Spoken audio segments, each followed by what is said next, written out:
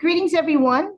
My name is Bridget Cabrera, she, her, hers, and I'm the Executive Director of Methodist Federation for Social Action.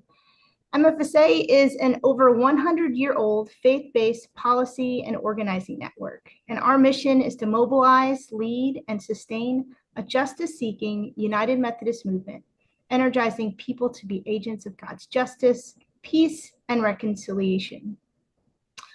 We have the pleasure to be co-hosting this series of webinars with our partner, United Methodist for Kairos Response, UMKR. We acknowledge that this land and the many lands that you are joining us from, its history and all the being seen and unseen, known and unknown, as we step into our work on this land, most of us as uninvited guests. We offer this work in the spirit of reparation, devoting ourselves to justice, as we strive to uplift the legacy of all of these places. We invite you to acknowledge the indigenous land of where you are joining us from and type that in the chat.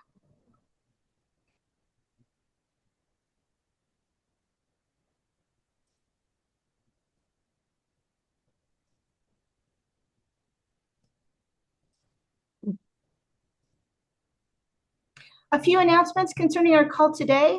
By participating in our webinars, we covenant together to co-create an equitable and brave space where we learn, engage, and grow in relationship together. We are recording this webinar, and that recording will be shared in the coming days, both on MFSA and UMKR's YouTube channels and our websites. As you have questions, you don't have to wait till the Q&A section of our conversation. You can type them in the chat box at any time, and you can direct those questions to me. I show up as Methodist Federation for Social Action. We have closed captioning available. It is automatically generated, so do expect to see probably some spelling errors in that as it is automatically adjusted. I'm pleased to introduce our moderator for our conversation today, Teresa Basile. Teresa is a co-founder of UMKR. She currently serves as Communications Director and Education Co-Chair and works on a variety of programs for UMKR, such as movement building and political advocacy. She has served on the boards of Friends of Sabeel North America and U.S. Campaign for Palestinian Rights. And she has been an activist and organizer for many years in MFSA and in the Western Methodist Justice Movement. Welcome, Teresa.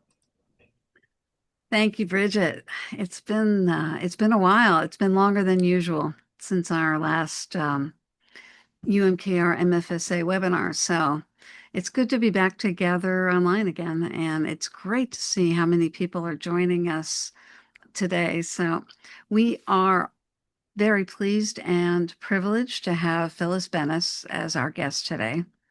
And as I wrote her recently, I believe this is the first webinar where we've had just one guest speaker. So who is this special guest that we have? Phyllis Bennis is a fellow at the Institute for Policy Studies in Washington, D.C., where she co-directs the New Internationalism Project. She is a leading voice in U.S. and global movements supporting Palestinian rights and challenging U.S. foreign policy. Phyllis serves as an international advisor to Jewish Voice for Peace, and she is a co-founder of U.S. Campaign for Palestinian Rights and is serving now on their advisory board. She has written numerous books on Palestine, the broader Middle East, U.S. foreign policy, and the United Nations. She's a frequent contributor to Democracy Now!, Al Jazeera, BBC, MSNBC, and others. And she writes widely in U.S. and international media outlets. She's served as an informal advisor on the Middle East to top UN officials, and she's twice been shortlisted to become UN Special Rapporteur on Human Rights in the Occupied Palestinian Territory. Phyllis's latest book, which came out this year, is Understanding Palestine and Israel. I'd like to read you a short portion of a review by Richard Falk. For those who don't know, Richard Falk is professor emeritus of international law at Princeton, where he taught for 40 years, and he is a former UN Special Rapporteur himself. And of her latest book, he has written, "This invaluable tour de force by Phyllis Bennis offers readers the most comprehensive, lucid, readable, and reliably informed and evidence-based guide available. While objective in its use of data and interpretive commentary, the book is impressively clear about the distinction between oppressor and oppressed." So we really are very fortunate to have Phyllis with us today, and there's a lot that we hope we're going to be able to discuss with her. So we're going to jump right into that. I think the thing that is probably in the forefront of our minds right now would be recent events like the declaration of a ceasefire that seems to have been achieved, although there's a lot of uncertainty about that. The return of Israeli hostages, Palestinian prisoners, not to mention the negotiations that happened this week in Egypt. And we are going to be touching on all of those things today, but we actually aren't going to start there. Before we do that, we're going to consider events of 2 years ago. Just a week ago, we saw the second anniversary of October 7th, which is the date of the attack on Israel by Hamas in 2023. An attack during which roughly 1,100 Israelis died, and the event that initiated the genocidal assault that Israel has wrought on Gaza over the last 2 years. So, Phyllis, I'd like to ask you to take us back to that day. How would you describe what happened on October 7th? Some have called it a day of long overdue resistance or very understandable backlash from an oppressed, horribly oppressed and punished people. And some see it only as a day of horror and a monstrous action by Hamas.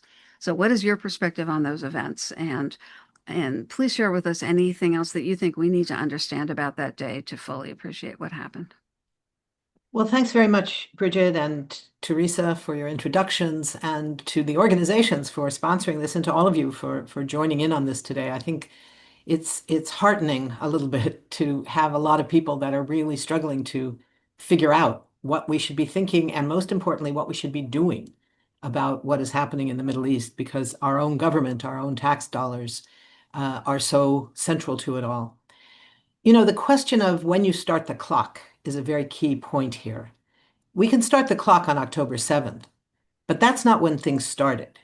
Nothing really began on October 7th. You could go back 17 years before that to when it was 16 and a half, I guess, when Israel first imposed a blockade around Gaza and began controlling every bit of food, water, housing equipment, anything that went into Gaza, who could leave Gaza, who could enter, control of the airspace, control of the water, et cetera, et cetera. We could go back to 1967 when Israel first occupied the Gaza Strip. We could go back to 1948, what the Palestinians call the Nakba and the Israelis call the War of Independence, when the land, which includes Gaza, was taken and 750,000 Palestinians were expelled, dislocated, dispossessed of their land, and never allowed to return. We could start at any of those points, or obviously anywhere in between. But what happened on October 7th was all the things I think that you mentioned, Teresa. It was an understandable day of rage after 17 years of being in what so many have called an open air prison, where you had a population of 2.3 million people, half of whom were under 18, who had, for 17 years, the vast majority of them had never been allowed to leave that overcrowded, tiny little strip of land. And it was also something that, according to international law, an occupied population has the right to use military force to rise up against a military occupation. That's all part of it. The other part is that the right to use military force is not an unlimited right. It does not include the right to use military force against civilians. And 2/3 of the people who were killed on October 7th inside Israel were in fact civilians. So that was illegal. That was unacceptable. the breakout of Gaza, the breaking through the wall that Israel had established. We hear a lot about the wall around the West Bank. There's also been a wall around Gaza, which was broken through on that day. That was legal. The attacks on soldiers, on military checkpoints, those were all legal acts of resistance. The attacks on civilians was not. So that's the nuance here that we rarely hear very much about. It was a day of horror, for sure, for those for those Israeli civilians who were attacked on that day in their kibbutz, in their homes, whatever it was, at the music festival. So that's, I think, the nuance with which we have to look at the events of that day. If we try and make the analogy, which is partly a good one, partly a false one, but sometimes useful, to make the analogy to 9/11, what was actually more important than 9/11, if we look at the whole world, was 9/12, the day that George Bush announced that in response to this terrible crime, he would take the world to war.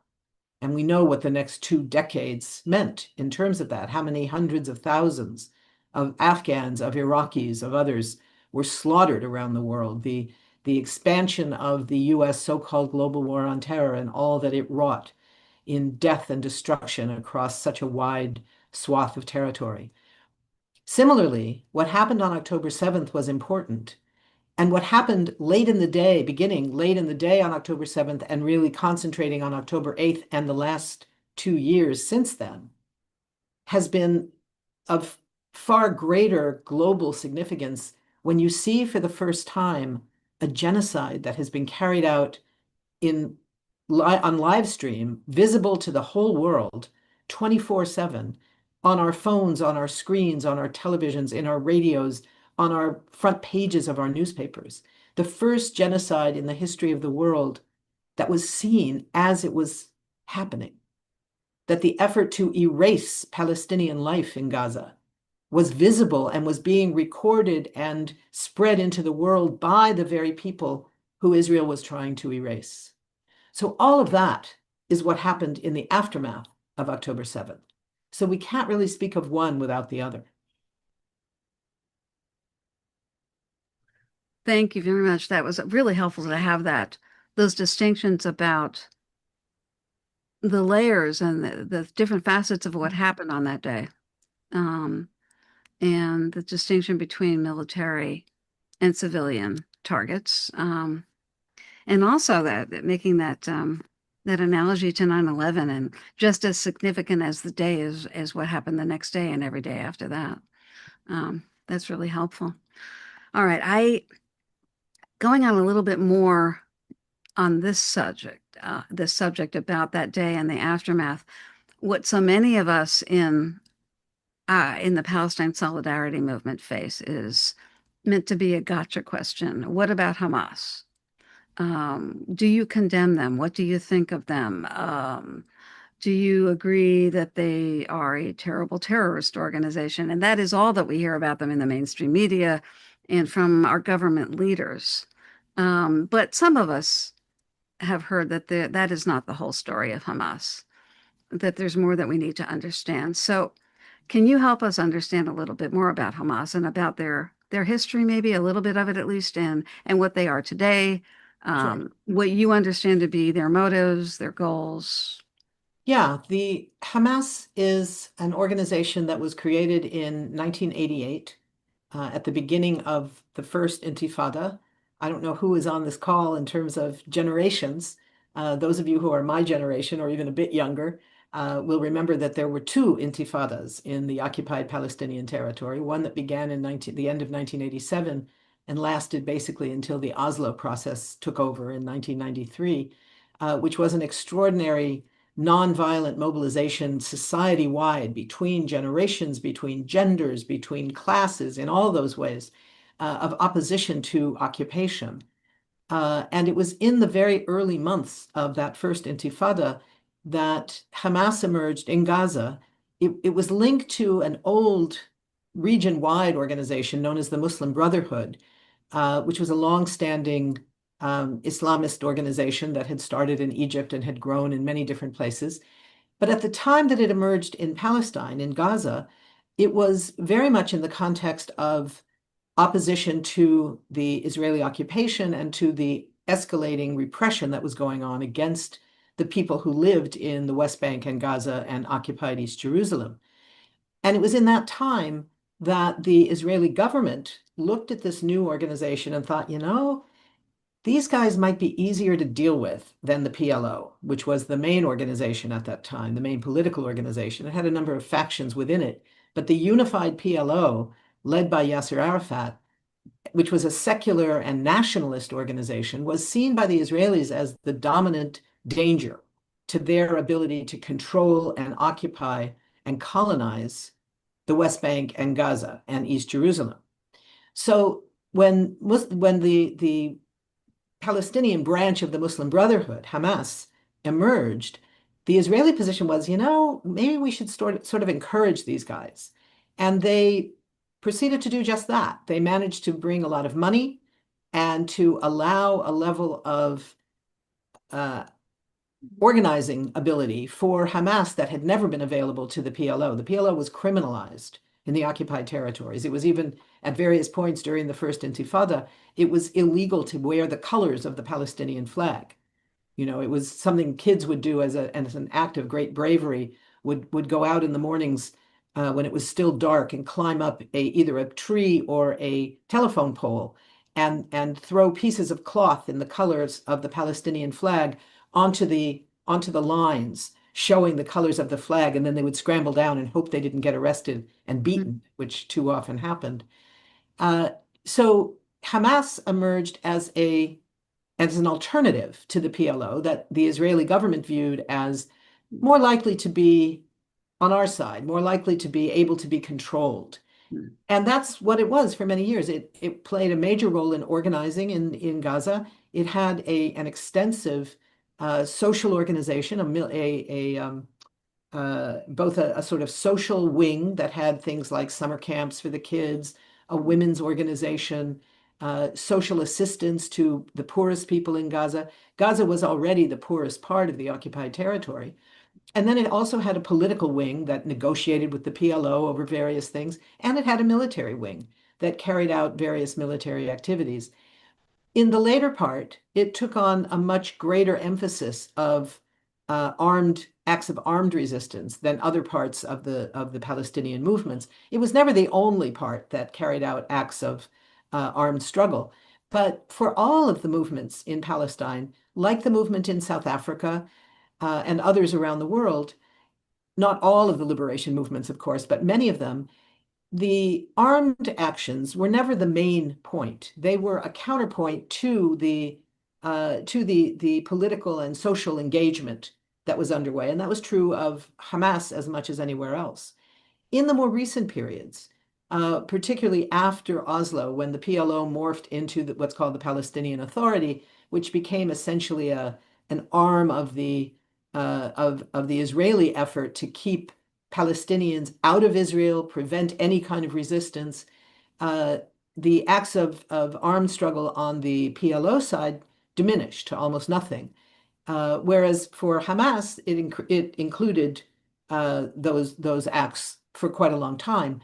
And that led to a period in Gaza after the elections, the Palestinian elections of 2006, when the elections ended with a victory for Hamas in a clear victory in Gaza, and in the West Bank, a victory in parts of it. The rise of Hamas at that point, because it still maintained that the legitimacy of armed actions, particularly in the context of the second Intifada, which was not a nonviolent mobilization, it was an armed exercise, and on both sides there were very heavy casualties, 30 maybe or 40 times more Palestinian casualties, of course, than Israeli casualties. But there were significant Israeli casualties, most of them military, but some civilian as well. So in all of that context, Hamas in the recent period has been seen in the context of armed actions. It has never only had an armed wing. It has always had a political wing. It has always had a social wing. It has always supported the families of Palestinians who were imprisoned by the Israeli occupation, as has the PLO and virtually every other Palestinian organization. It has supported the BDS movement, the nonviolent movement for boycotts, divestment, and sanctions against Israel, designed to bring nonviolent pressure to bear.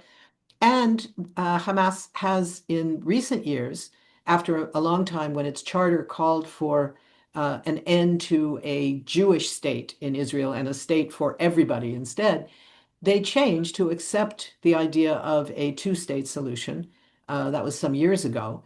That's rarely acknowledged that they actually changed their charter to recognize a two-state option. Of course, that now is at a point where many of us, including me, believe that it's too late, that whatever we thought about a two-state solution, it's not really possible anymore. But I think that's sort of the history that we need to know going in. There's great books written about the history of Hamas. I'm not an expert. I haven't written one of those books, but they're accessible and they're good and useful. But just as a framework of how to look at Hamas, it's much more than its military wing. Mm-hmm. Thank you so much. That was extremely helpful. And yes, it is so important for people to understand how much more there is that Hamas does in society and in the political arena, and as well as having the military wing. And I'm so glad you brought up, I believe it was 2017 when they changed their charter, because so few people, even those who we would expect to be informed in government or in the media, who follow these things, seem to realize that those change happened, that change in the charter happened, and it was significant. Well, I think that can bring us right up until today now, current events. Yeah. And specifically the ceasefire. We've seen over 67,000 killed in Gaza as of today, and the vast majority of residential structures are destroyed, as we know. I do think I can speak for all of us in saying we're relieved that some of the worst violence has abated, or so it seems, in Gaza. And we're thankful, we can all be thankful that Israeli hostages and Palestinian prisoners are being reunited with their families. But we're also seeing that thousands in Gaza who are trying to go home now from those areas they were forced to flee, they're coming back to homes that are rubble. They're coming back to neighborhoods where they have no services whatsoever or what they need to survive. And we're also hearing reports that cause us to question whether the ceasefire is in fact existing, let alone whether it will be maintained. At least dozens being killed by the Israeli military over the last few days, and humanitarian aid is not being allowed in to the degree that Israel had pledged. So, some Yeah. big, very general questions for you. Right. What do you think we should expect from this ceasefire? What are your hopes Yeah. or beliefs about it? Do you think Israel and Hamas can and will abide by it? And I will add to that, how much credit do you give Trump and his administration for the stage we've reached now? And do you think that he can continue to apply pressure and be firm with Israel? Yeah, lots of good questions. I think it's important to start with what was signed and agreed to and what was not signed or agreed to. What was signed by Israel and Hamas was a ceasefire prisoner exchange with an agreement to resume massive amounts of humanitarian aid and a shifting deployment of Israeli troops within Gaza. That's all. This was not a peace deal. This is not a new era. I'm sorry about the sirens. We are an occupied city here in DC, and we hear them a lot these days. This is not a peace deal. This is not a new era. This does not end the Israeli occupation. It does not end Israeli control or Israeli apartheid. There is talk of a horizon towards a two-state solution, but there is nothing to make a two-state solution possible. Crucially, there is nothing that stops the unlimited flow of weapons from the United States to Israel. Today, going forward, next week, next year, for the next 10 years. There is nothing in this agreement that stops that. What was not signed was a peace deal. What was not signed was any of the massive, complicated proposals that Trump and Tony Blair and the Egyptian president and all kinds of people all over the world are talking about who's going to run Gaza, who's going to control Gaza, who's going to govern Gaza. And somehow nobody has asked a single Gazan Mm. what they think should happen. There's talk about a Palestinian technocratic committee that would run day-to-day affairs, but under the control of the so-called Gaza International something or other, I'm forgetting what it's called, which is going to be chaired by one Donald Trump, and the CEO of it, from what we know, may be Tony Blair, famous to all of us from his support for Bush's war in Iraq, known as a war criminal across the UK, and very familiar with what it takes to occupy an Arab country because he was an expert in making that happen in Iraq. None of that has been signed on to. So that's the first thing. The immediate question is, will that ceasefire hold? So far, it has mostly held in the context of the average 100 or more people per day that were being killed every day, every day, every day for the last 2 years. That's the average. Is now in the tens. We had 7, I think, that were killed on Tuesday, 6 so far today. It's not an end, but the massive bombing, the use of these giant bombs has stopped. Most of the shooting has stopped, and we don't know for how long that will last.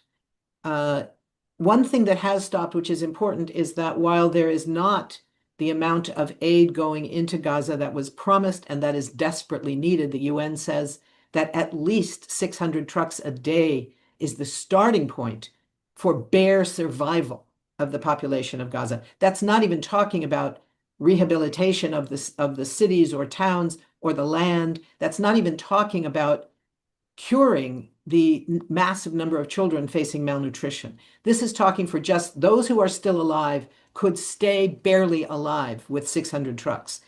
Yesterday, 300 trucks were allowed in. I haven't heard the totals for today, but Israel has said that they plan to only allow 300 a day because they say the prisoner exchange did not meet their expectations, which meant that despite the fact that they got back all 20 living hostages before a single Palestinian detainee out of the thousands that are being held in Israeli prisons, before a single one was released, all of the Israelis had been released and accounted for. That was sort of the deal. I was very worried that they might stop at that point.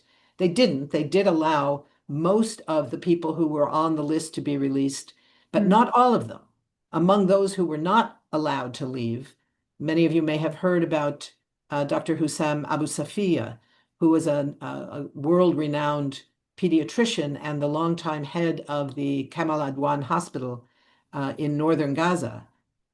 He was taken into custody in one of the many raids of the hospital. There's film that has gone all over the world, that's gone viral, of him. They called to him from an Israeli tank demanding that he come out because he had refused to send out his staff and his patients when the Israeli tanks surrounded the hospital. They demanded that he come out, and there's video taken from inside the hospital of him in his white lab coat stepping over the piles of rubble to get out to this tank and then being pulled into the tank. And that was the last anyone saw of him for several months. This was last December. After several months, finally, one of his lawyers was allowed to see him. He had been beaten badly. He had lost over 50 pounds by that time. He had been tortured. He was supposed to be on one of the lists to get out. He was not released. 19 other doctors are still being held. So not all of the prisoners that were supposed to be released have been released. Not all of the humanitarian aid that was supposed to be allowed in has been allowed in. This is not a peace deal. This is not an end even to the genocide. We thought that a ceasefire, massive humanitarian aid, and a massive prisoner exchange would at least be able to end the genocide, if not end the occupation. It is not yet, and we don't know whether it will be or not.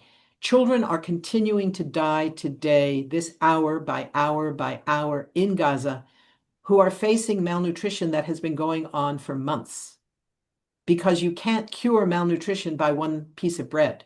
Your body can't absorb it, particularly children who are particularly vulnerable to malnutrition and starvation. Children who are starving can't just suddenly be provided with all the food they need and they'll be fine. They will not be fine. So the impact of this genocide continues. One of the key factors is who's in the room, who are the people making these decisions and who are not. Crucially, no Palestinians were involved in any of these documents, not the Trump 20 points, not the 6 points that were ultimately signed on to by Hamas and Israel. In fact, the original 20 points had been changed already by Israeli demands, because once they were put together, the Israeli delegation met with Witkoff, Trump's golfing buddy and real estate partner, and his son, and Trump's own son-in-law, Jared Kushner, all of whom are involved in real estate deals, getting money for their own investment firms from the Saudis, from the UAE, et cetera, across the region. And nobody seems to find that as a problem of, it's a little bit inappropriate at best, if not criminal. But that doesn't seem to be a problem. But they met with the Israelis to make sure it was all okay, and they made numerous changes, which Hamas delegations, Hamas negotiators were not even told about. They were given the final version at the same time that you and I were, when they released it publicly. That was the first time they had seen it. So the fact that no Palestinians are involved in this, and no Palestinians are being consulted by the people who are putting together these bigger plans for the day after, right? The day after, we're going to have this Palestinian technocratic committee. Who's going to choose it? Who's going to say that these Palestinians will be acceptable to anybody in Gaza? Who are they? We don't know that. Nobody knows that yet.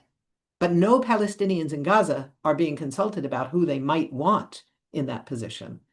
They will be supervised by a political and financial supervisor, a committee, an international committee, not including Palestinians, made up of Trump and probably Tony Blair and other heads of state and whatever. And who actually runs it day to day, we don't know.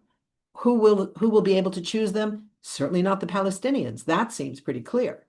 So all of this is being done above the heads of the entire population, who are being faced with the question of, what does it mean to rebuild in Gaza when the UN estimates there is 50 million tons of rubble that not only needs to be cleared before you can even begin to talk about rebuilding the most basic infrastructure, water, sewage. The final farewell from the Israeli troops as they were leaving Gaza, just as the ceasefire went into effect, was a separate bomb dropped on the last remaining sanitation facility in Gaza, meaning that for the coming months, maybe years, all the sewage of Gaza is going to have to be just dumped directly into the Mediterranean Sea. And that means it will wash up on the shores within hours, because there is no way to treat the sewage anymore. That was the farewell from the soldiers who had been occupying the Gaza Strip as they moved to a new part of the Strip. That was the last thing that they carried out. So this denial of agency to the Palestinians means that it's essentially a guarantee that there's going to be no end to Israeli domination, Israeli control, Israeli settler colonialism and apartheid that have characterized the siege of Gaza and the occupation of the West Bank since 1967. The level of horror might be slightly less. people can look up and see the sky and not see it blocked by bombers flying around and drones dropping bombs and who knows what else.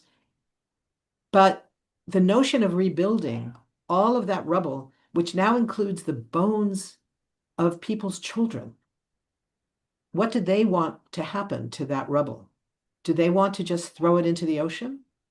I can't imagine being in that position. So far, no one has asked the people of Gaza, what do you want? What will make it possible to rehabilitate your lives? We know people want to stay. What does that look like? What can it look like? No one is asking those questions. And those are the questions that, if we're talking about turning a ceasefire into a peace move, that's where you need to start. That's not the end, but that's the beginning. We're not anywhere near it yet. Yeah. Thank you. Thank you. Thank you. For so many things that you covered there. For making clear for all of us that it's not a peace deal. Everything that isn't included here, because we are hearing, some of us at least are hearing that this is a time for rejoicing, that the worst is behind us, or behind the Palestinians, behind the Gazans. Maybe it is, maybe it isn't, but there's so much missing, and not only is it missing from what's been agreed, it's missing from the focus of the world.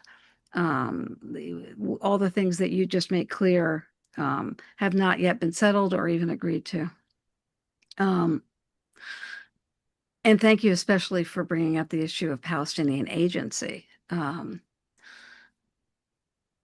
what is needed for that, how essential that is for any real solution that's going to be found for Gaza. We're a little bit behind the schedule that I had, but before we moved to the West Bank, I would like to follow up on this a little bit more, just a couple of minutes if we can, to ask you about one aspect of what all the powers that be are reiterating about the future of Gaza, that Hamas can have no role in it, that Hamas has to be eliminated. Of course, Israel claimed that was actually the goal of their war. And then they finally acknowledged that wasn't literally possible.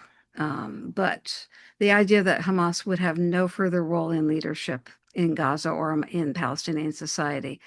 Can you comment on that? And maybe, and this would be a longer answer, and you already said a little bit about them, but also about the Palestinian Authority and their role and their credibility in Sure. Palestinian society. I would start with saying that right now, none of the existing leadership bodies in Palestine seem to have much credibility. Not the Palestinian Authority, not the PLO, not Hamas, none of them. They are there, they are who the world works with. They don't have much credibility at home.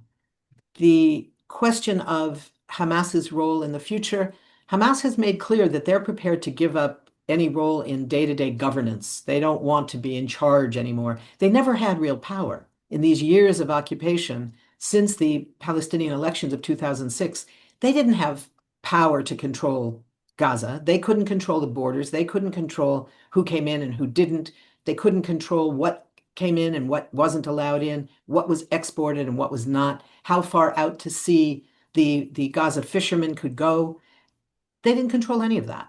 They could control how the street sweeping goes forward, maybe the times of the school sessions, those sort of municipal things, but they had no real power. The same in the West Bank. The official mandate of the Palestinian Authority, among other things, was to maintain security for Israel, for the settlers, and from 48 Israel, to make sure that Palestinians in the West Bank did not threaten their security, their happiness in any way. And like the Hamas role in Gaza, they didn't have any real power. They had no power to override Israeli checkpoints that would spring up all over the place and then disappear and then reappear. They had no way to stop the building of the apartheid wall that surrounded the West Bank, but was built 85% of it inside the West Bank, so that it was stealing another 15% of the land of the West Bank, including, crucially, the 6 major water aquifers of the West Bank that provide the overwhelming majority of the water for 48 Israel, are now on the Israeli side of the wall. The Palestinian Authority had no capacity to change that, to challenge that. They had no real power. So what we're seeing now is that, in a sense, coming home to roost. They had no power. Hamas is saying, we don't want to be in charge. They are not, I mean, that's a different issue than the question of giving up weapons. They have made clear that they are prepared to decommission the offensive weapons they have, meaning rockets, those kinds of things. But they are not prepared to give up the personal weapons, rifles, whatever, that sort of thing, that they use both for controlling the streets as police, and if there should be another invasion of Palestinian land by the IDF, by the Israeli forces, they're not prepared to have given up everything that they have.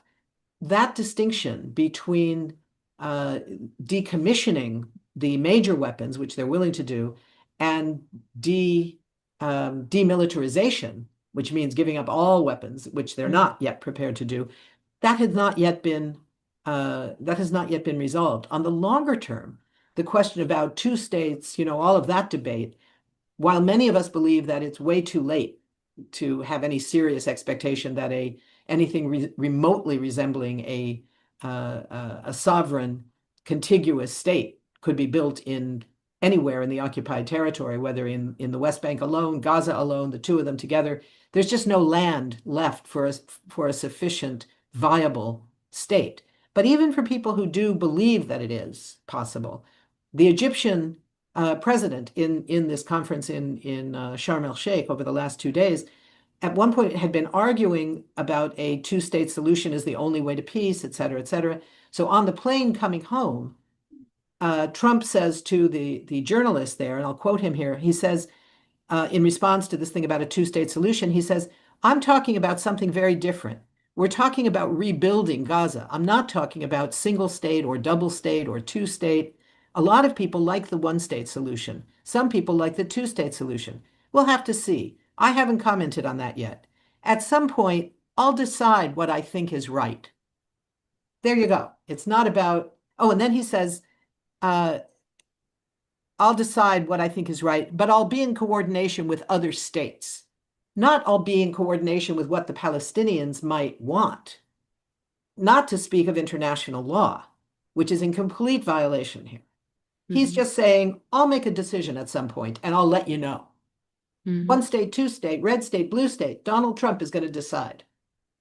So the stripping of agency, ironically, from the Israelis as well, it sounds like, but particularly from the Palestinians, whose land we're talking about, the last remnant of Palestinian land, which the Palestinians, the PLO, agreed in 1988 in an enormous concession, which was never acknowledged as such, either by Israel or by the rest of the world, when they agreed to accept the idea of Israel as a state of its own in 78% of historic Palestine, claiming for their own land only 22%. That was an enormous concession. That's never been acknowledged. But now we're talking about which scraps of the 22% are going to go where. So now it seems that 40% of the 22% is about the maximum that the Palestinians should hope for some version of a Bantustan, where they'll be allowed to post a flag, but will have no viable state, nothing that remotely resembles a state. So that's what we're talking about right now. Thank you. That's great. Yeah, that was very helpful to understand more at the beginning of that answer about Hamas's credibility and the PA's, but also those later issues that you raised about, well, especially about Trump's way of perceiving all of this and what he thinks his role is. It seems to me sometimes Trump is helpful in that he says the quiet parts out loud, because in fact, Americans have so often quietly thought the same thing, that it's really up to us what happens over there, and it should all be done in our interests. Um, all right. Well, I think this could help us segue to the next big topic, which would be um, looking at another occupied Palestinian territory, which you have just mentioned, the West Bank. As you know, while so much of the world's attention, and rightly so, was fixed on Gaza and the horror that was happening there, there have been really alarming developments also in the West Bank. We've seen a dress, and I'm going to give a bit of background here for folks here because we have a wide range of people attending our webinars, some who are very knowledgeable about these issues and some who are new to them and just learning. So for the latter, what's been happening in this occupied territory? We've seen a drastic rise in violence during the 2 years of the war in Gaza. It's gotten so bad, some have called it the Gazification of the West Bank. The Israeli military has carried out multiple destructive attacks on villages, cities, refugee camps. Tens of thousands of Palestinians in the West Bank have become displaced. And the Israeli settlers have been given carte blanche to carry out vigilante attacks on at least a weekly basis, sometimes on a daily basis. Beatings, shootings, destruction of crops, destruction of entire communities have been committed by the settlers. So, and they do this with impunity and with the Israeli military watching on rather than trying to stop them in most cases. We're also seeing, on top of that, an alarming expansion of colonization plans in the West Bank. One of those is the plan to build thousands of homes for settlers in an area called E1, the letter E, the number one, E1, which stretches from East Jerusalem to across the West Bank to the largest settlement, Ma'ale Adumim. And if that area is filled in, that will effectively, as far as Palestinians are concerned, cut off the northern West Bank from the southern West Bank, which would be a further catastrophe for them. And on top of that, Israel, in the Israeli parliament, the Knesset, we've seen the Jerusalem Metropolitan Bill, which would absorb a number of major settlements into the municipality of Jerusalem itself, and they would be considered Jerusalem. As we know, Israel decades ago declared that all of Jerusalem belongs to Israel, that none of it is occupied territory, and that in fact it's the capital of Israel. And now they're proposing that a large swath of the West Bank would become Jerusalem. So with all of these plans that they have for colonization and for bizarre, frightening expansion of the borders of the municipality of Jerusalem, the word annexation is on a lot of people's lips, and it's become the focus for a lot of conversation. And I think it needs explanation before I ask you this question. A little more background for our listeners. Under international law, the West Bank, including East Jerusalem, is occupied territory. It is not part of Israel legally. The United Nations, most of the world, refers to that land as occupied Palestinian territory. Israel prefers to call it disputed territory, or sometimes Judea and Samaria, the ancient biblical names for it. But Israel has never yet dared to claim the West Bank as formally part of the state of Israel. And to do that, to actually declare that their borders have expanded and parts of the West Bank, or all of it, are now the state of Israel, that would be what we refer to as annexation. And so my question for Phyllis is, do you see formal annexation of the West Bank looming on the horizon? Do you believe that that is close to happening? If it were to happen, how serious is it in pragmatic terms? How Okay. significantly different yeah. would that be from what exists at the Right. moment? I think that talking about annexation is really key, and it partly because it goes to what I think is the most important question for us, which has to do with US policy and what we need to be doing. So just quickly on the annexation question, because you gave a really good description of that, Teresa. I think that one of the things we need to understand is that in 2018, when Trump went to Israel during his first term, one of the things that he did was to take up the question of annexation in a very positive way.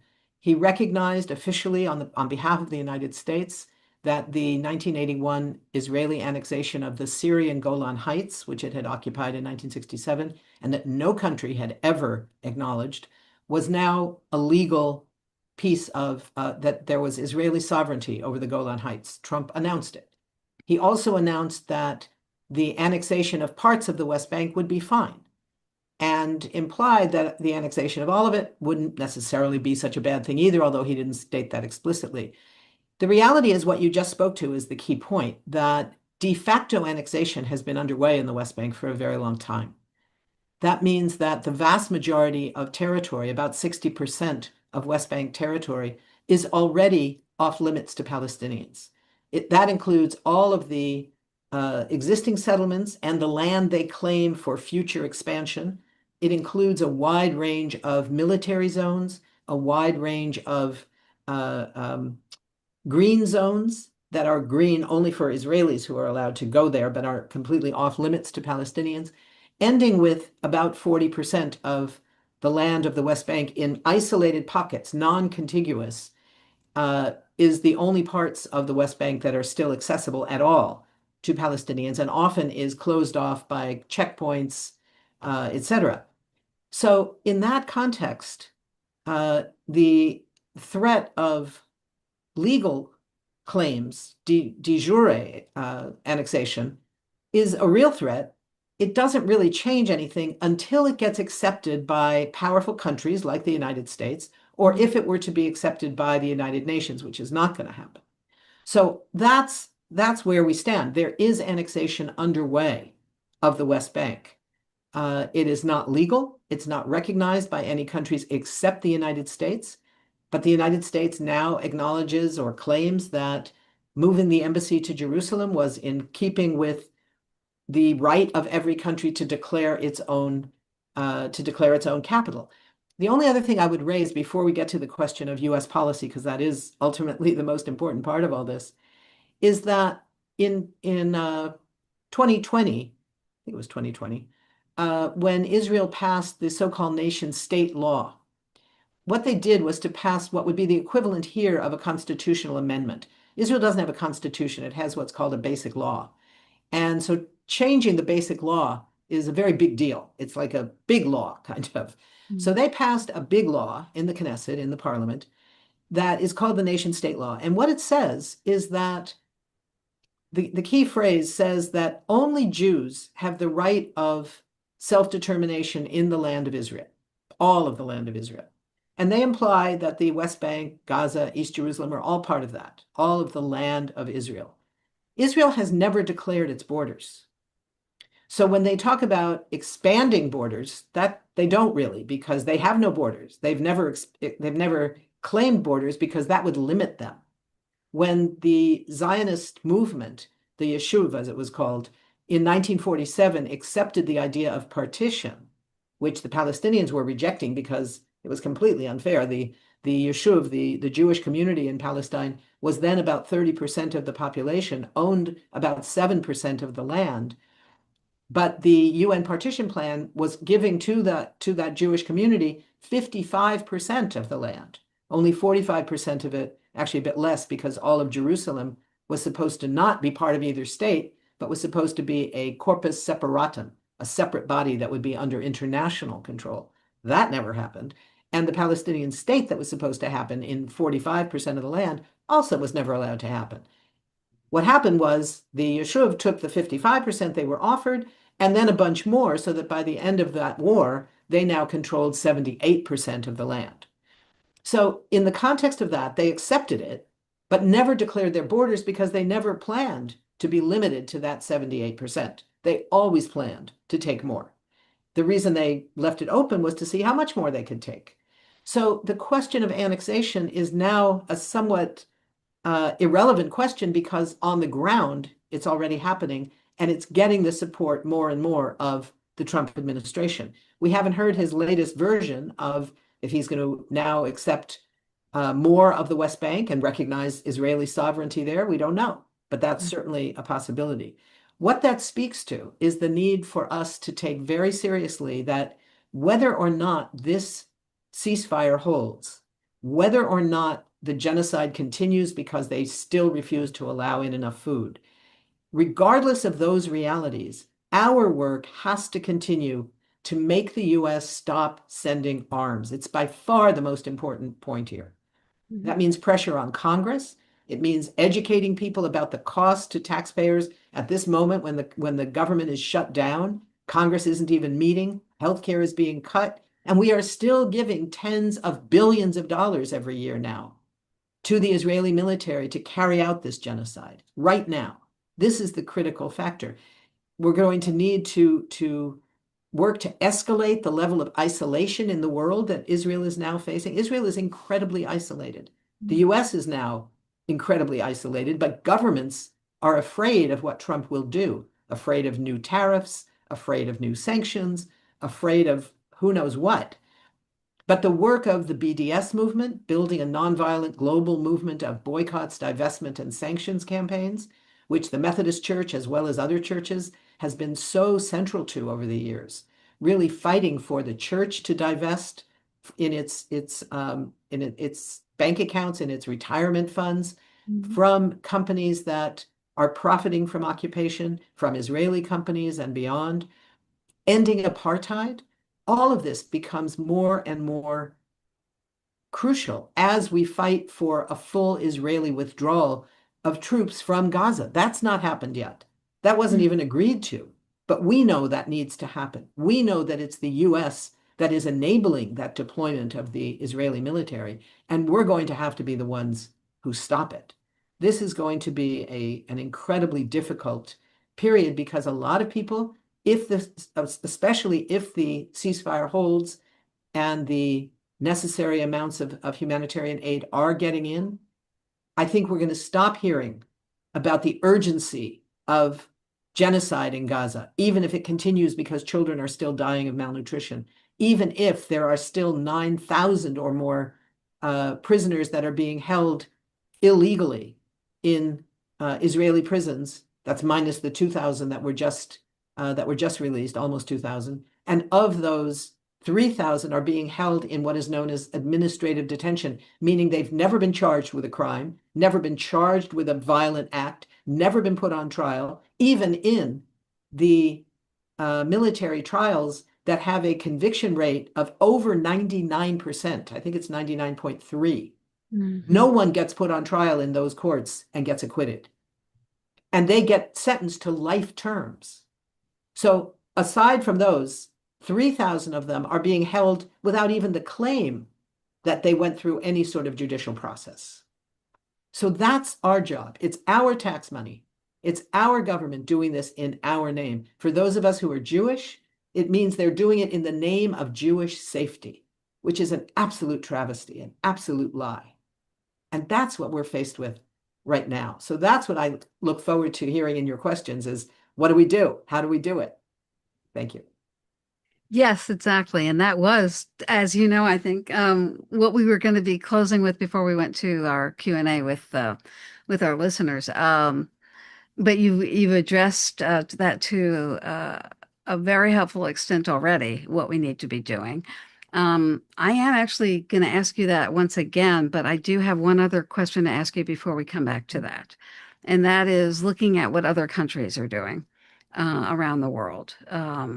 And there are two particular aspects of what we've seen happening, hopeful aspects, that we've seen happening internationally that both of which I'll raise now, and you can respond to what you think of them in whatever way you think is most helpful for us. One would be the recent wave of states recognizing the state of Palestine. Back in '88, Yasser Arafat declared Palestine to be a country. And since then, 140 countries had recognized the state of Palestine, officially, formally. But some of the major holdouts were major powers of the world that are close to the United States, such as the UK and France and Canada and Australia. And all of those I just named in the last few weeks, last month specifically, have now recognized the state of Palestine. And some have been writing about that as a cowardly act, as so little and so late. That it's almost insulting or that it is insulting. And it is their way of avoiding doing the harder things they needed to do to stop the genocide, but also looking like they were standing with the Palestinians. Whereas others have said, actually, it does have some meaning. It wasn't a meaningful act of solidarity, and they were rebuking Israel and maybe the United States too. So, one question I was going to have for you, but I am going to merge it with the other one, was, what do you think about that question of the usefulness of recognizing the state of Palestine at this point? And the other question is rather large. Other nations are in something called the Hague Group, and they are mostly countries in the global south, as they're known, specifically Bolivia, Colombia, Cuba, Honduras, Malaysia, Namibia, Senegal, and South Africa. They have committed to upholding, enforcing international law and holding Israel accountable for its actions. They support South Africa's case before the International Court of Justice, accusing Israel of genocide. They've said they would enforce the ICC court, the International Criminal Court's arrest warrants for the Prime Minister and Defense Minister of Israel.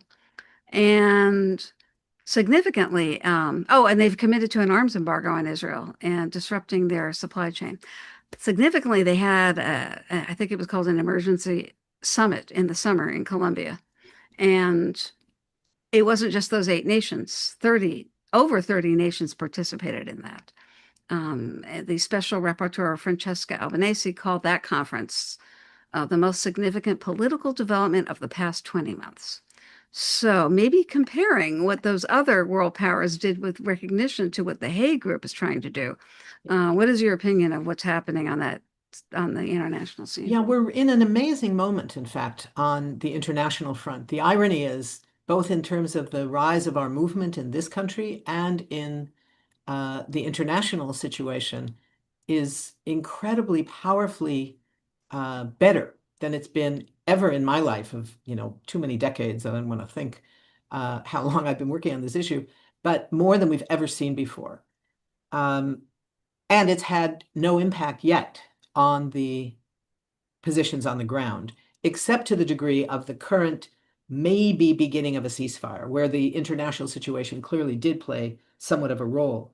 The issue of recognition is both too little, too late, and important less about what it means, because it doesn't really mean much. It means that there's a genocide underway in an occupied state rather than in an occupied territory. It doesn't change anything. What it does mean is that all those countries that are close to the US and others around the world are feeling the heat of empowered movements in their own countries, demanding that people do something. And this isn't just because there's a strong Palestinian rights movement in all these places, although in many of them there is. It's also because everyone in the world now who has a cell phone, which is pretty much everyone, even in poor countries, is seeing hour by hour by hour what a genocide looks like. We're seeing children burning to death in tents. We've never seen that before. There's never been a genocide that was broadcast as it was being carried out. In 1994, in the genocide in Rwanda, people around the UN knew about it, and there were bits and pieces about it in the newspapers, but nobody saw it happening outside of that country, especially in powerful capitals. This is different. This is different. So the question of recognition is important because it shows the powerful rise of those movements, and it's too little too late to have any real impact, so let's move on. The role of the Hague Group, I certainly agree with Francesca. It is a crucially important development, particularly when South Africa and Colombia took over as the co-chairs of the Hague Group to keep it together, to broaden it and deepen it, to get more countries to sign on, more of the 30. I think 5 or 6 of the countries that were in Bogota actually did sign on afterwards. But more importantly, to move towards much greater implementation of those promises. we have essentially a menu of what countries are required to do. Right now, working to stop the genocide isn't just something that countries can choose to do or not do. It's kind of up to you. It's a requirement if they have signed the Genocide Convention, which almost every country in the world has signed on to, of course, including the United States and Israel, ironically enough. Because unlike a lot of international law, the Convention Against Genocide puts requirements on its signatories, not only on the perpetrators. It's not only something to stop it's not only something that demands that a country committing genocide stop it. It puts requirements, demands on the countries that have signed that convention to say, if there is a move towards a genocide, your obligation is to do everything possible to prevent it from becoming a full-scale genocide. And if it is a genocide, your obligation is to do everything possible to stop that genocide. So it puts that obligation. And when it went to the General Assembly, because of course it was vetoed in the Security Council, the General Assembly passed an extraordinary resolution more than a year ago. It was in September of last year, September of 2024, when it passed a resolution based not only on the preliminary decision of the International Court of Justice, which had called for a series of actions to be taken to stop what they said was possibly a genocide, plausibly a genocide already, but to stop it from becoming a full-scale genocide. And they put forward a set of requirements of what Israel needed to do and what other countries needed to do. But they also issued another ruling on the broad question of the illegality of the occupation overall. So the occupation of the West Bank, of Gaza, of East Jerusalem, and put forward a list, a menu of things that countries must do, starting with sanctions, banking sanctions, financial sanctions, trade sanctions, an arms restriction, crucially. All of those things were then brought together into this resolution passed under the Uniting for Peace precedent in the United Nations General Assembly, calling on individual states. And the crucial thing here is that this was a model that we know works. This was the model of the South African anti-apartheid movement of the 1980s, when, like today, stuff would come to the Security Council and be immediately vetoed. It would go to the General Assembly or to the International Court of Justice. And in both of them, the US would say, well, we don't care. That doesn't have the force of law. And yet, movements against South African apartheid all around the world would take these lists of requirements that the ICJ had said or that the General Assembly had said each country must do, and they started demanding it of their own countries. And eventually, one after another, including US allies, were passing resolutions imposing sanctions, cutting off trade, cutting off arms, saying that they wouldn't allow the transfer of arms. All of that. And eventually, the US became so isolated that it gave in and allowed the anti-apartheid movement of the United States, led in the Black community by the Black Caucus of the Congress and the Black churches, let them win and impose sanctions on apartheid South Africa, which helped set the stage for what the South African people were already doing to move against apartheid as a whole. That's what we need to be doing now. So the role of the Hague Group is an example of how those kinds of pressure points come to bear. The example of the BDS movement all around the world, putting pressure on all these governments. The fact that countries like France, like Italy, like Spain, like Australia, like Canada, are now recognizing Palestine as a state isn't important because that changes what happens on the ground in Palestine. It changes because it starts to isolate the US refusal to acknowledge these realities and to acknowledge international law. So what we're seeing now is an effort to reclaim international law from the US effort to simply diminish it with this genocide in Gaza, where instead we have, a situation where the US was already sort of putting aside international law, saying there's no such thing as international law. We have the international rules-based order instead. You say, well, what's that? Where's that written up? Well, it's not written up. It's whatever we say is the rules-based order.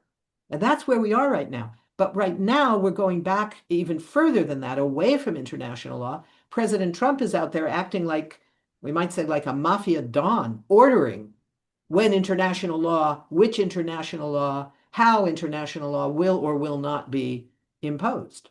Mhm. So we have a lot of work to do to reclaim international law in this context, and this gives us the opportunity to do that. It's our movements that become the enforcement of international law. When the ICJ doesn't have an enforcement arm, the General Assembly doesn't have an enforcement arm, but social movements, faith-based and otherwise, have the capacity to act as the enforcers of international law. That's a fantastic note on which to conclude conclude that answer, and I think to conclude the questions that I personally had for you. It's a combination of a grim reality of what the United States is doing with what I heard was truly a hopeful message about the power of those nations' societies to influence what their leaders are willing to do. And in some countries more than others, but obviously there is that soft power is being felt in the halls of power in a number of parts of the world. Um, so I'm going to segue now. But we've already heard from you quite a few statements about what we need to be doing and how important the BDS movement is, how important it is to isolate Israel, and that it already is becoming that, but it must continue to call out apartheid and take steps to end the apartheid regime. And I want to take a look, and I have taken a look at the questions that have been piling up from our listeners. As you can imagine, there are quite a lot now. And a number of them do focus similarly on wanting to know what we can do. And I would like to combine two in one question again, as I've been doing. So one of them is asking for information, and it would lead into what can we do about this. Someone asked if you could give an overview of why the U.S. has historically supported Israel with money and weapons. And no, you can't do that. I can, but I'm not going to do it because it takes too long, and we need to be talking about what we're doing. Well, and I will say people can read my the book, next question and was there going to is be, what can we do to turn that around? okay, What that's what we can we do to change that? Yeah. right. That's the key question. I would urge people to try and read my book. There is Yeah. a number of sections. It's done as FAQs. It's a number of sections that take up the question of the history of the so-called special relationship. But I think the question is now what we're doing. Things like the campaign against shipping. There's been a big BDS campaign against Maersk, shipping company, which is one of those ones that most people in this country have really never heard of unless you, I guess, I don't even know if they do like cruise ships, but they're a giant shipping line that ships stuff all over the world. Mhm. For us, the issue is stopping sending the weapons. There's also on a global level things like the campaign against Maersk to prevent weapons and things like fuel that produce weapons. So coal is being stopped in Colombia. They were shipping a lot of coal to Israel. They were one of the top suppliers of coal. They no longer will ship coal to Israel. The companies, the factories that build some of this surveillance equipment, some of the drones that Israel makes, are powered by coal. They no longer are getting Colombian coal. There's a move afoot in South Africa to follow that. They haven't quite gotten the laws in place yet to do it, but they're trying. For us, it's more direct. For us, it's the actual weapons. And there's both short-term and longer-term moves to do this. There was just a move in Congress for another. I'm forgetting the acronym. There's an acronym for JRD, the JRD. yeah, the JRDs, a Mhm. joint resolution of Disapproval. disapproval. Thank you. I always forget that one. The Mhm. joint resolutions of disapproval in Congress, which targets specific weapon systems and says, this is not okay. We don't approve. We don't approve sending any 2,000 or 5,000 pound bombs to Israel because they are being used against civilians. They are not in a war with another country where they need those weapons. They, of course, yes, used those weapons against Iran, again, illegally, with US support. The US also dropped them. But we can and must do this again. It also means linking the work that we do about arms to Israel with the broader movements against using weapons all around the world. What we know now of what the Trump administration is doing off the coast of Venezuela, blowing up boats with the spurious claim, no evidence ever being produced, that these boats are full of, this is also a what if, an even if moment, claiming that these boats are filled with drugs and narco-terrorists, without ever identifying a single person among the 27 that the US has killed so far. There was another boat attacked yesterday. Colombia says at least one of the boats was actually a Colombian boat, not a Venezuelan boat at all. They're all in international waters, not in Colombian waters. And there has been no move by the United States government to acknowledge any evidence of who they are, what they're carrying, and even if they were committing a crime, even if these were drug runners, which some of them may well be, there is no law, no US law and no international law that authorizes extrajudicial execution. This is murder. This is not crime fighting. This is murder on the high seas. So we need to be part of those movements. There was a move in the Senate the other day, and we came so close to getting rid of the authorizations for the use of military force from 1999 and 2002, not the crucial one of 2001 after 9/11, which has been used to justify all kinds of war moves by all kinds of presidents, from George Bush to Barack Obama to Donald Trump to Joe Biden, back to Donald Trump. But at least the other two, and it lost 51 to 49. It was a 50 to, I'm forgetting, within one vote. It was very, very close. But we need to be part of that movement as well. But in the context of Israel, the fact that last year we spent $22 billion on the Israeli military with no restrictions, that violates 5 separate US laws. And your members of Congress need to keep hearing that that's not okay. That's not what our tax money is supposed to go for. Somehow we have enough money to send to the Israeli military to kill children in Gaza, and we don't even have enough money to maintain the healthcare subsidies that are going to lead, when they're stripped, to millions of people across this country losing their healthcare altogether. That's not okay. Those are the links that we need to be making with all the work that we do. Thank you. That's great. I posted in the chat myself a link for our action to contact U.S. leaders to stop arming Israel.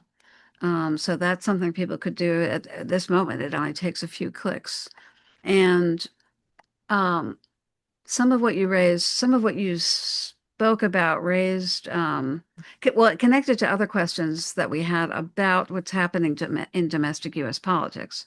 The fact that in the Democratic Party, we've seen poll after poll that suggests a large majority now want a serious change in policy toward Israel and a restriction of arms to Israel, and yet much of the leadership isn't listening yet. However, we are seeing more sponsors on the Block the Bombs Act than we ever would have seen on anything 50 like that sponsors before. on that. We have a number of polls, and I think part of the reason that leadership is not paying attention to them is because not enough of us are bringing those polls to our members.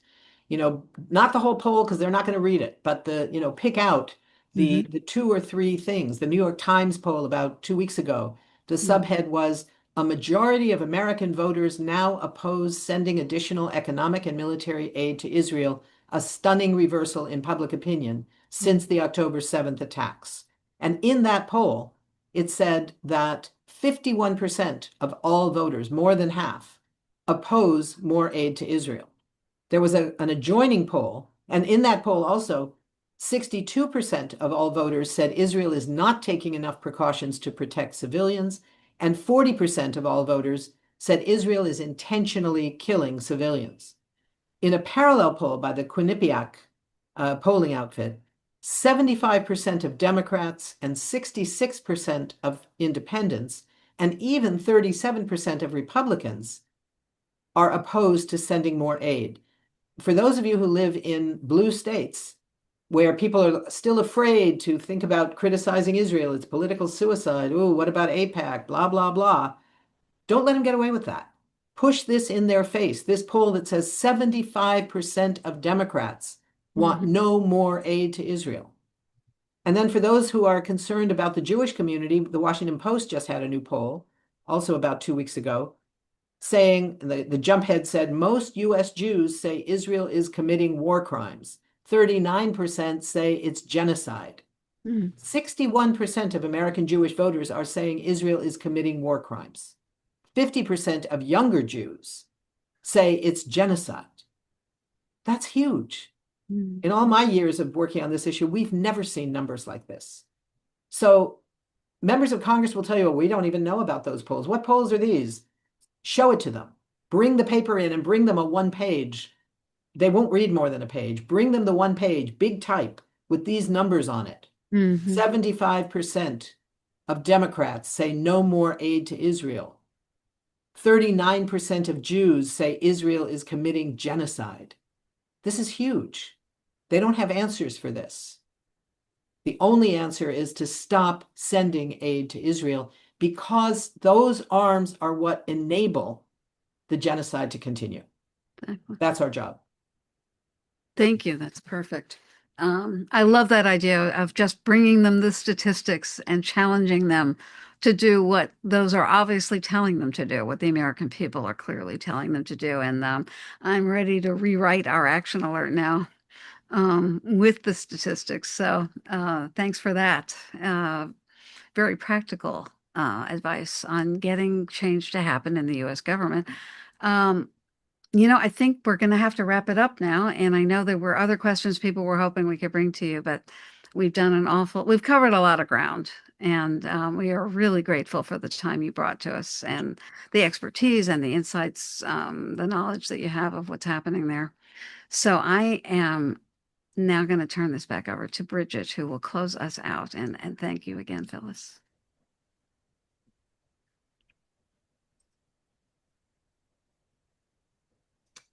Hi, everyone. Thank you again so much for joining us. Thank you again for our speaker.